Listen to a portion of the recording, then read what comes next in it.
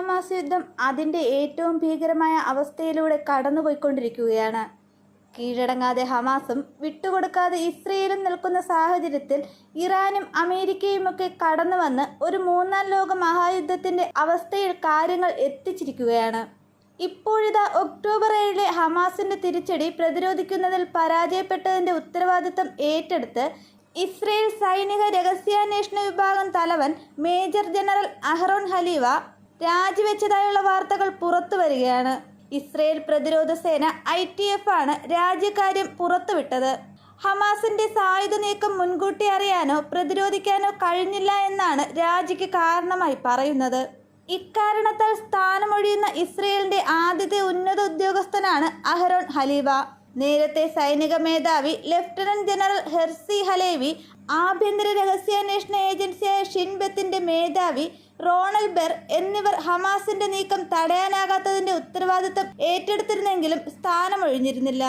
Israel പ്രധാനമന്ത്രി Benjamin Netanyahu ഇതുവരെയും വീഴ്ചയുടെ ഉത്തരവാദിത്തം ഏറ്റെടുത്തിട്ടില്ല എന്നതും ശ്രദ്ധേയമാണ്. തന്റെ നേതൃത്വത്തിലുള്ള ഇന്റലിജൻസ് ഡയറക്ടറേറ്റിന് ശരിയായ രീതിയിൽ ചുമതല നിറവേറ്റാൻ കഴിഞ്ഞില്ലെന്നും അന്നു മുതൽ അതൊരു കറുത്ത ദിനമായി തന്നെ പിന്തുടരുന്നുണ്ടെന്നും അഹ്റോൺ ഹലീവ രാജിക്കത്തിൽ പറയുന്നു.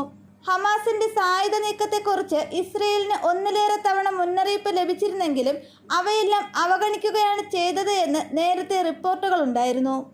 2023 ഒക്ടോബർ 7 ഇസ്രയേലിന് നേരെ ഹമാസിന്റെ നേതൃത്വത്തിൽ സൈനിക നീക്കമുണ്ടായത്.